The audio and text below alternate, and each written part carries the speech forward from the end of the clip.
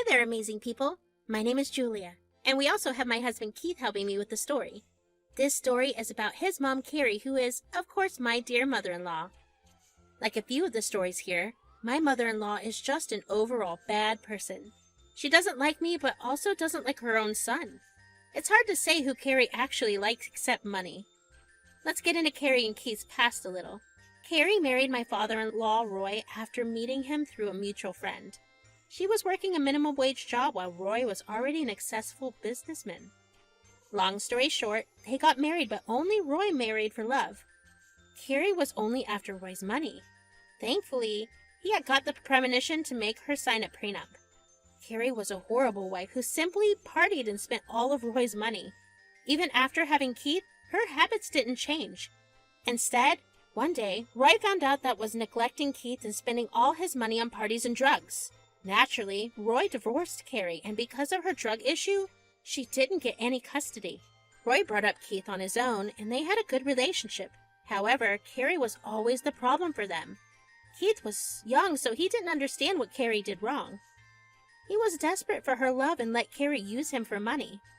Roy was the one who told me about the issue. He said, "You need to keep an eye on Keith, Julia. He's a good man, but he lets Carrie take advantage of him. Carrie pretends that she loves him, but she schemes to shell out money from Keith. He has been giving her money for years." "Are you serious right now? I have met her, Roy, and she doesn't seem like she loves Keith at all. I didn't know Keith was so blind to it." He was desperate to get Carrie's love and convinced himself that she loves him. Carrie understands his weakness and uses him for money. Look, I know I don't have long.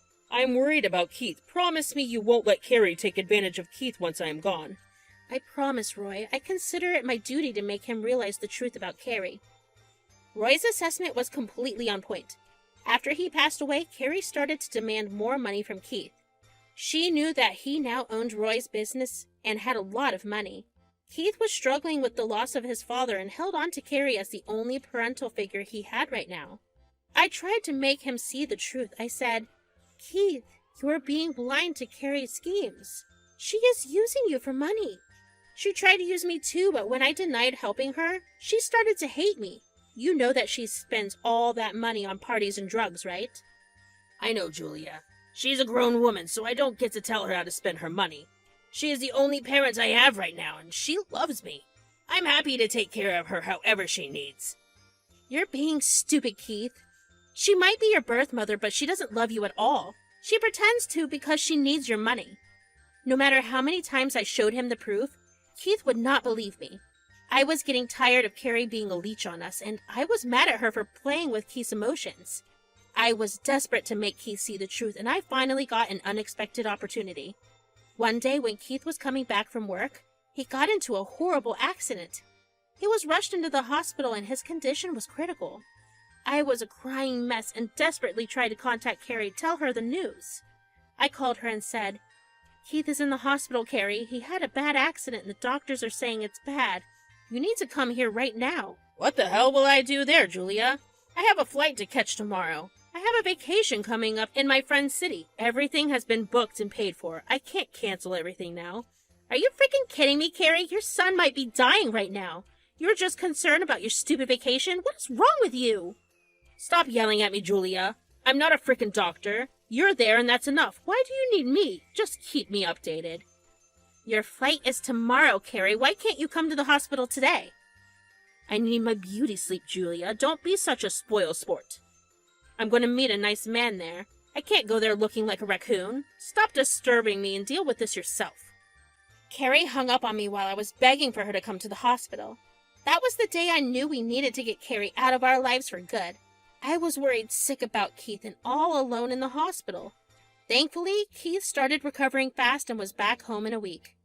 He was weak and needed a lot of help to move, but he was going to be okay. I was glad that my husband was back home. Unsurprisingly, Carrie never took any updates from Keith. She never texted or called even once. I could clearly see her pictures on Facebook where she was partying and having the time of her life. Each and every picture infuriated me. Since she didn't even bother to check in with me, I didn't send her any updates on my own. So she had no idea that Keith was okay and back home. Keith was able to pick up on the fact that his mother did not visit him. He expected her in the hospital but didn't say anything to me. I could tell from his behavior that he was disappointed. After we went back home, Keith called me and said that we needed to talk. He looked a little sad and said, "Did Mom come to see me at the hospital at all? I don't remember seeing her even once. Did you inform her?" "Yes, Keith, I informed her. Carrie went on vacation and didn't want to come back. Her flight was the next day and she didn't want to compromise her beauty sleep." "What? Who told you all this?" "Your mom was the one who told me all this, Keith. Look, I don't like telling you this over and over again. Your mom doesn't love you, Keith. Your dad has always been right. She is just using you for money." I tried very hard to make Keith realize that his mom is not the person he thinks her to be.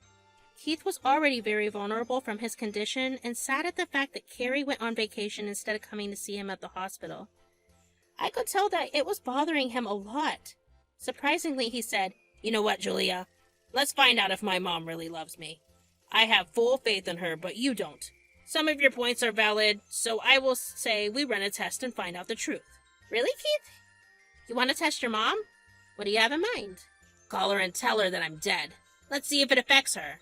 If she does, she loves me. She will show grief and sadness, and she will fly back home." Wow. That's a pretty intense plan, Keith. Are you sure you want to go through with this? I mean, it will work since she doesn't even know that you are back home, but won't it be stretching it too far? I really don't even want to say that you are no more. If we want to find the truth, this is the only way I can think of right now. The situation is all so perfect, Julia. Who knows if we will ever get this chance again? I pondered over the thought and decided to help our Keith. I didn't want to say things like Keith has died. It breaks my heart to even think of those things, but I was willing to do it for Keith's sake. He really did need to find the truth. Plus, I wanted to check if Carrie really did love Keith. I knew the answer to that, but Keith wasn't sure. So I decided to go through with the plan. It took a minute to make myself sound sad and called Carrie. Keith was present and the call was on speaker. When Carrie picked up the phone, I could tell that she was at a party. There was loud music playing in the background while people were screaming and talking.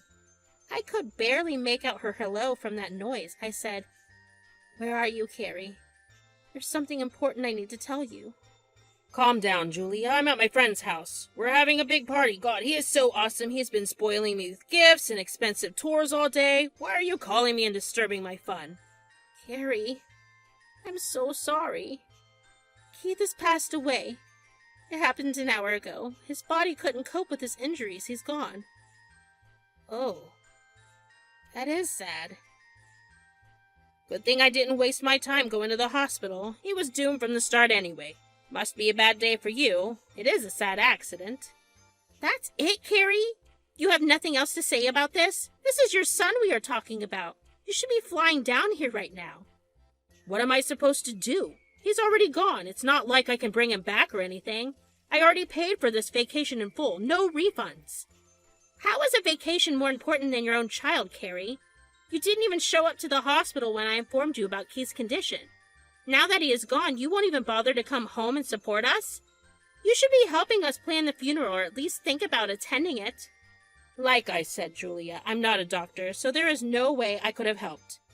Now, he doesn't need me there anyway. You can arrange and attend the funeral all by yourself. I have no interest in that nonsense. You can just let me know when everyone will be discussing the inheritance." "So you only want to be there when the will is read? How could you be so selfish, Carrie? Don't you love your son?" God, you are wasting so much time, Julia. I'm on a frickin' vacation and out for a party. I don't have time for or interest in hearing you go on and on about the funeral. Don't spoil my mood. Text me when we can discuss the inheritance. Bye-bye." Carrie hung up the phone after that. I looked at Keith, who was struggling to keep the disappointment from his face. He really did think that Carrie would be sad at his death. Some part of me was hoping that she would show some sadness. Well, it turns out Carrie is cold as ice. I and Simon were right. Carrie was using Keith for money. She was playing with his emotions to get a nice inheritance out of him. Keith was extremely hurt by Carrie's words. I said, "Look, Keith, I don't want to be that person who says, 'I told you' all the time, but seriously, I am getting swayed tempted. Literally, everyone around you told me that Carrie is nothing but a selfish and greedy woman." I am naive and stupid, Julia. I dreamed of having a good relationship with my mom. I had this made-up image of my mom being perfect, and no amount of truth could change that.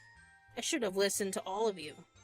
Keith, it's okay. I understand that not having a loving mother is hard, but there is no point in holding on to people who are toxic for you. Don't let her take advantage of you, Keith. No, Julia, enough is enough already. I really didn't think my mom would be so nonchalant about my death.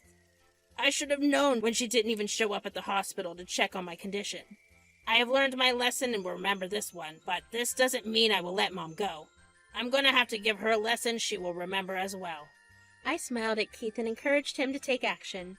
Carrie's reaction really pissed me off, and I wanted revenge too. I needed this leech off my family and was really hoping Keith would do something like that. Well, my prayers were finally answered and Keith delivered. Carrie's reaction was equally satisfying. We called her back after an hour or so. Carrie ignored my calls 3 times in a row. Still, we kept calling her until she finally picked up. As soon as she answered, she said, "What the hell, Julia? I told you not to disturb me. You are frickin' ruining the party.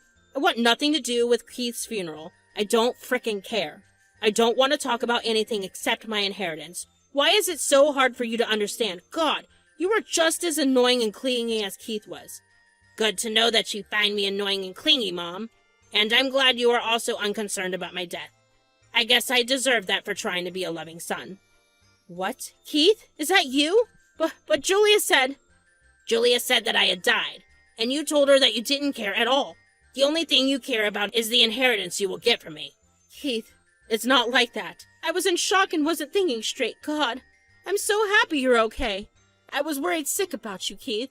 A mom's worry is something you can never understand." "Oh, really, Mom? Is that why you never visited me in the hospital? Is that why you're still at a party even after hearing that your son has died? Is that mother's love, Mom?" Carrie started to stammer in panic. Her nonchalant and disrespectful demeanor was gone. She sounded like someone who was in deep trouble, and trust me, she definitely was. Keith was barely controlling his anger. I was simply there to make sure he didn't get too mad and end up hurting himself again. Keith was semi-screaming at Carrie and said, "Mom, how could you do this to me? For years, I fought everyone to keep you in my life. I was desperate for affection and love from you. I really wanted you to be my mother. You pretended to love me when in reality, all you wanted was money." "Keith, you have this all wrong. It's not like that at all. I really do love you. You have to understand, Keith. This is all Julia's plan. She was the one who called and lied to me about your death. I bet she was the one who intentionally set me up to make me look bad." "You must be out of your mind, Carrie. Even after getting caught, you are trying to pass off the blame to someone else? Well, you will be surprised to hear that it was Keith's idea to test you." "Mom, are you serious right now? You're blaming Julia for your reaction? She wasn't the one who made the plan, Mom. It was me who decided to test you like this. Yes, I know it was wrong, but I don't regret it. It helped me see what a greedy woman you are." "Keith, please don't say that. I must have underreacted a bit, but I swear I was really sad. I didn't know how to show it. Don't listen to the people around you, Keith. They are manipulating you against me."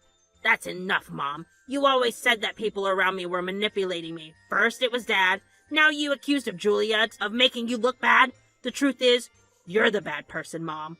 I know that. I went against everyone and supported you financially, but I won't do that anymore." Carrie was horrified to hear what Keith said. She started to cry while I did my best to hold on to my laughter. She sounded truly pathetic, and I didn't have an ounce of pity for her. She deserved what was coming for her.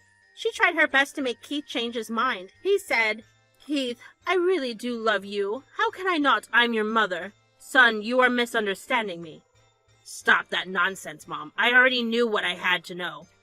I won't believe a single thing that comes out of your mouth now. I'm going to cut you off. Tomorrow, I will cancel all your credit cards that have my name on them. I won't let you spend a single penny of my hard-earned money." "Keith, please don't do this to me. You know I'm a poor old lady. Where will I go? What will I eat? I need your help." "You should have thought about that sooner, Mom. Why didn't you ask your new friend to feed and house you? He is already throwing you parties. Tell him that you have gone broke and see what he has in mind. Don't be surprised when he drops you too, like you dropped Dad when he didn't fund your lifestyle." "Keith, don't do this, please. I know what I did was wrong, but I can change. I really love you, son. I can prove that to you." "Leave it be, Mom. You have proved yourself enough. I don't need it anymore. I will do as promised. From tomorrow, you are on your own. Don't bother coming to the house to try to harass us. We are going no contact with you." Keith then hung up the phone. Carrie was already crying and begging him to forgive her. My dear husband had the spine to turn his back to this selfish woman. I was frickin' proud of him. As promised, Keith blocked all credit cards that he gave to Carrie. I'm sure Carrie found out when she tried to withdraw money the next day. She tried to contact us, but we didn't answer her calls. She texted and called a lot, actually. All of the texts were just her begging and groveling at our feet. Somehow she managed to complete the vacation and fly back home. I guess it was because she had already paid for everything in advance. Once back home, she showed up at our house. Carrie was begging and pleading with Keith not to cut her off. Since he was strictly on bed rest, I got the opportunity to lock her out. She was at our door begging for mercy. She looked really panicked and kept crying. Trust me, guys, even her horrible state wasn't enough to bring out pity in me. She is truly a rotten woman.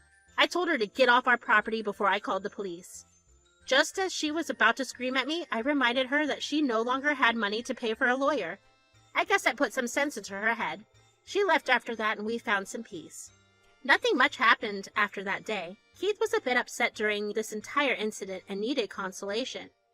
He finally agreed to attend therapy to deal with his issues of abandonment. He is slowly recovering and is almost back to normal. We still don't talk about Carrie, and it's almost like she disappeared. The last we heard, she was begging people to give her a job. Someone who knew her said that she left town to look for a job. We don't plan on ever getting in contact with her, and I hope she never darkens our doorstep again.